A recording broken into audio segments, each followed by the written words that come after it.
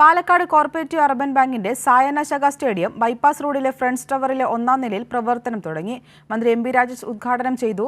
Robinson റോഡിലെ municipal കോംപ്ലക്സിൽ പ്രവർത്തിച്ച സായന ശാഖയാണ് പുതിയ കെട്ടിടത്തിലേക്ക് മാറ്റിയത്.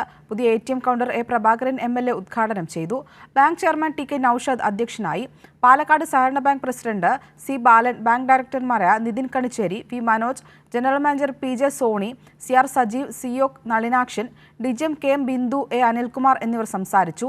Bank vice chairman C. Krishnankutty സ്വാഗതവും ബ്രാഞ്ച് മാനേജർ K. ബിന്ദു നന്ദിയും പറഞ്ഞു. നിലവിൽ 10 ശാഖകളും 5 ATM കൗണ്ടറുകളും 483 കോടി നിക്ഷേപവും 340 കോടി വായ്പയുമായി 823 കോടി ആസ്തിയുള്ള ബാങ്കാണ്.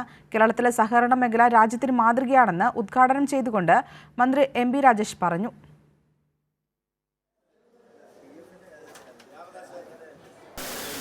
കേരളത്തിലെ സഹകരണ പ്രസ്ഥാനത്തിന്റെ സാധ്യതയും കരുത്തും എന്താണ് എന്ന് വ്യക്തമാക്കുന്നത് കൂടിയാണ് പാലക്കാട് അർബൻ ബാങ്കിന്റെ ഈ ഉജ്ജ്വലമായിട്ടുള്ള വളർച്ച.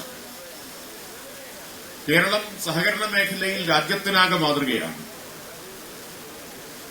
രാജ്യത്തെ ഏറ്റവും ശക്തമായ സഹകരണ മേഖല കേരളത്തിലാണ്, നിസ്സംശയം അത് പറയാം.